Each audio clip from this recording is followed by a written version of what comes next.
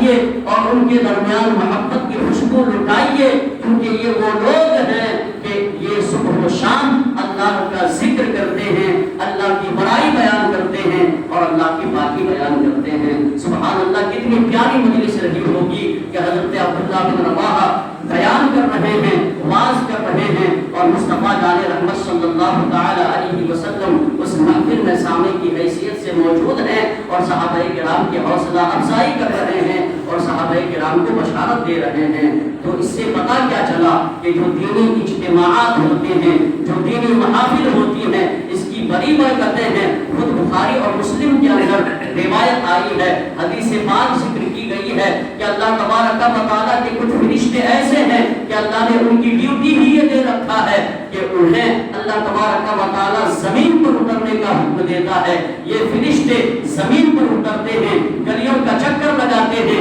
اور ایسے لوگوں کو تلاش کرتے ہیں، ایسی مجلسوں کو تلاش کرتے ہیں، ایسی محفلوں کو تلاش کرتے ہیں، دینی اجتماعات کو تلاش کرتے ہیں۔ دینی اجتماعات میں بیٹھ کر لوگ اجتماعی شکل میں اللہ کی حمد کر رہے ہوتے ہیں، اللہ کا ذکر کر رہے ہوتے ہیں، دین کا چرچا کر رہے ہوتے ہیں، دینی مسائل پر تذکرہ کر رہے ہوتے ہیں۔ اور جب فرشتے اس طرح کی مجالس کو پا لیتے ہیں تو پھر وہ فرشتے اپنے ساتھی فرشتوں کو پکارتے ہیں کہ اے فرشتوں آ جاؤ، ہمارا مطلوب مل چکا ہے، ہمیں مقصود مل چکا ہے، ہماری منزل ہمیں مل چکی ہے۔ یہاں لوگ ایک ساتھ بیٹھ کر اللہ کا ذکر کر رہے ہوتے ہیں اور ان دینی اجتماعات کے اندر اگر بندے بیٹھ کر اللہ اکبر کہتے ہیں تو فرشتے بھی ان کے ساتھ اللہ اکبر کہتے ہیں۔ اگر سبحان اللہ کہتے ہیں تو فرشتے بھی ان کے ساتھ سبحان اللہ کہتے ہیں۔ اگر دینی محفل میں بیٹھنے والے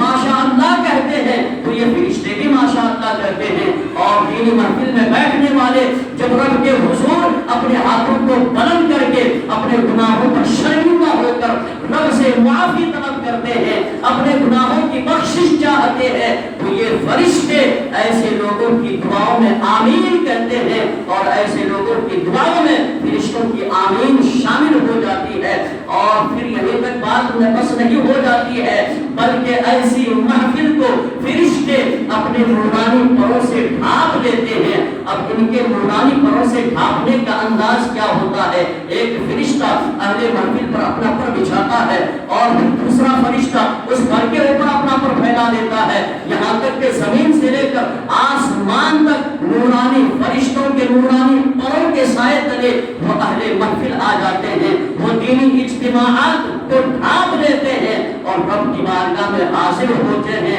یہ فرشتے۔ اور رب پوچھتا ہے، رب کو تو سب معلوم ہے، رب تو علیم ہے، رب تو خبیر ہے، لیکن دینی اجتماعات اور محافل میں بیٹھنے والوں کی شان کا اظہار کرنے بات کرے، ان کی شان کو جتانے اور بتانے کے لیے رب ان فرشتوں سے پوچھتا ہے، اے فرشتوں بتاؤ میرے بندوں کو تم نے کس حال میں پایا؟ تو وہ فرشتے عرض کرتے ہیں، پروردگارا ہم نے تیرے بندوں کو اس حال میں پایا کہ تیرے بندے تیری حمد کر رہے تھے، ہم نے تیرے بندوں کو اس حال میں پایا کہ وہ تیری کبریائی بیان کر رہے تھے، ہم نے تیرے بندوں کو اس حال میں پایا کہ وہ تیری پاکی بیان کر رہے تھے۔ پھر رب تبارک و تعالیٰ ارشاد فرماتا ہے، فرشتوں اب بتاؤ میرے بندے مجھ سے کیا چیز مانگ رہے تھے، کیا چیز طلب کر رہے تھے؟ تو فرشتے فرمائیں گے، عرض کریں گے، پروردگار عالم تیرے بندے تجھ سے معافی طلب کر رہے تھے، اپنے گناہوں کی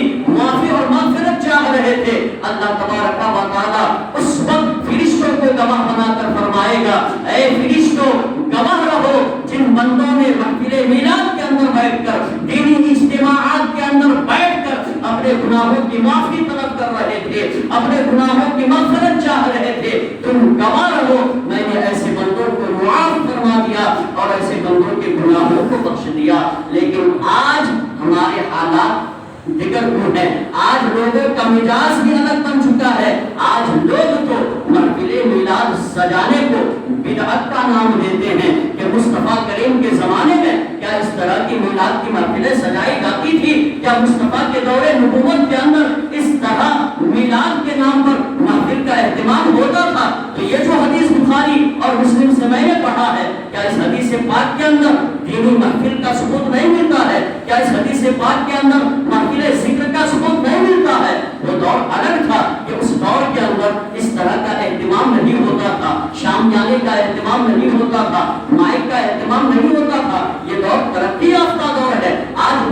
وسائل کی فراوانی کا دور ہے، اس لیے محفل میلاد کے اہتمام میں مائک کا بھی اہتمام کیا جاتا ہے، شامیانہ کا بھی اہتمام کیا جاتا ہے۔ مقصود کیا ہوتا ہے؟ تاکہ محفل ذکر میں بیٹھنے والوں کو راحت ملے، آرام ملے، دھوپ سے محفوظ رہے، اور مائک کے ذریعے سے ہمارا پیغام صرف اہل محفل تک ہی نہ پہنچے بلکہ باہر تک بھی ہمارا پیغام جائے۔ لیکن کچھ لوگ اس طرح کا کنڈیشن دے کر اعتراض کرنے لگتے ہیں کہ یہ محفل میلاد کا انعقاد تو بدعت ہے، صحابہ نے نہیں کیا تھا، مصطفیٰ نے نہیں کیا تھا، جبکہ بخاری اور مسلم کی روایت سے یہ بات بین طور پر ثابت ہو جاتی ہے کہ دینی محافل کی بڑی برکتیں ہیں، صرف اس کا اہتمام کرنا جائز ہی نہیں ہے بلکہ اس کی بڑی برکتیں ہیں۔ ایسی محفلوں کے اندر خود فرشتے تشریف لاتے ہیں، اور ایسی محفلوں میں ذکر کرنے والوں کے ساتھ خود فرشتے اللہ کا ذکر کر رہے ہوتے ہیں، اور جب ایسی محفلوں میں اختتام کے وقت دعا کی جاتی ہے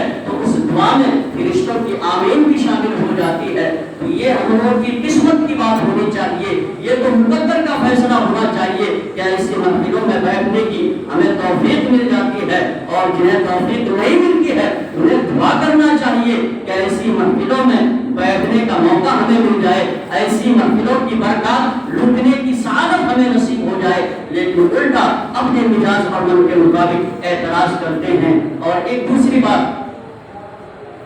مساجد کے حوالے سے میں عرض کروں، حضور پاک صلی اللہ علیہ وسلم نے ارشاد فرمایا جنبوا مساجدکم صبیانکم و مجانینکم۔ مصطفیٰ کریم صلی اللہ علیہ وسلم نے مسجد کے آداب بتاتے ہوئے ارشاد فرمایا اے لوگوں اپنی مسجدوں کو بچوں سے دور رکھو، اپنی مسجدوں کو بچوں سے بچاؤ، ومجانینکم اور پاگل لوگوں سے بچاؤ۔ کیا مطلب؟ اس کا مطلب یہ ہے کہ جو بچے لاشعور ہوتے ہیں، جنہیں اس بات کی تمیز نہیں ہوتی ہے کہ مسجد اور گھر کیا ہوتا ہے، جن بچوں کی عمر انتہائی قلیل ہوتی ہے، جو ناسمجھ بچے ہوتے ہیں، جن کے اندر یہ تمیز نہیں ہوتی ہے کہ یہ اللہ کا گھر ہے، اس گھر میں ادب کے ساتھ رہنا چاہیے، یہاں پیشاب نہیں کرنا چاہیے، ایسی کم عمر بچوں کے بارے میں حضور پاک صلی اللہ علیہ وسلم نے ارشاد فرمایا جنبوا مساجدکم صبیانکم، تم اپنی مسجدوں کو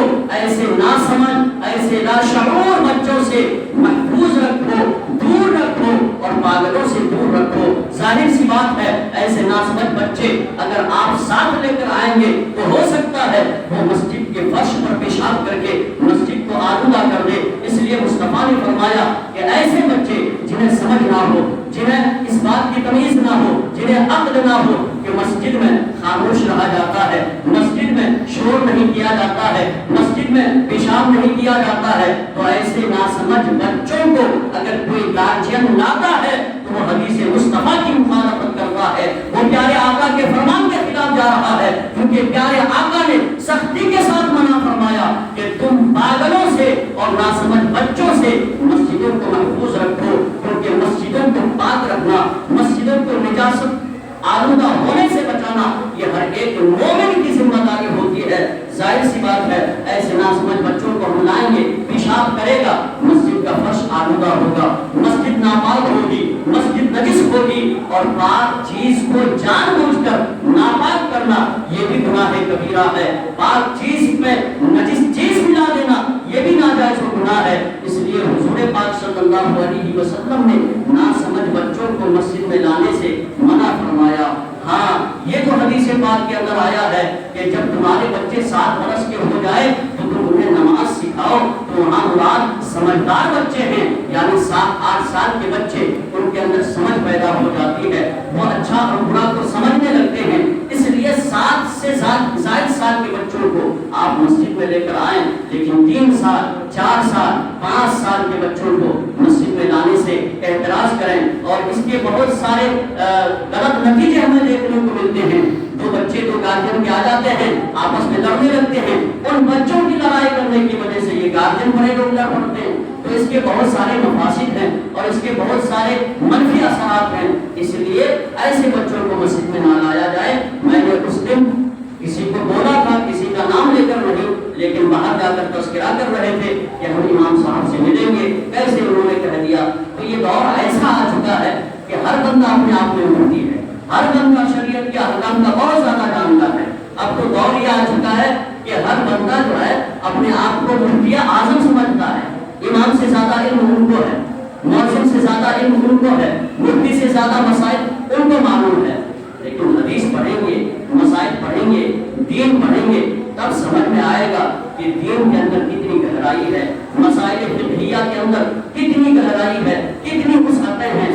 ہم لوگ دو چار مسائل سیکھ لیتے ہیں یا کسی سے سن لیتے ہیں تو ہمارا سینہ پھٹنے لگتا ہے کہ اب ہمارے پاس تو معلومات کا سمندر آ چکا ہے. حالانکہ ایسا نہیں ہے, بلکہ علم ایک ایسا سمندر ہے کہ اس کی کوئی انتہائی نہیں ہے, اس کی کوئی حد ہی نہیں ہے. پوری زندگی آپ علم دین سیکھنے میں لگا دیں لیکن علم دین کا ایک گوشہ بھی آپ سے حاصل نہیں ہو پائے گا, آپ اس کی کنارے تک نہیں پہنچ پائیں گے. یہ اتنا وسیع سمندر ہے, اس کے اندر اتنی وسعتیں ہیں.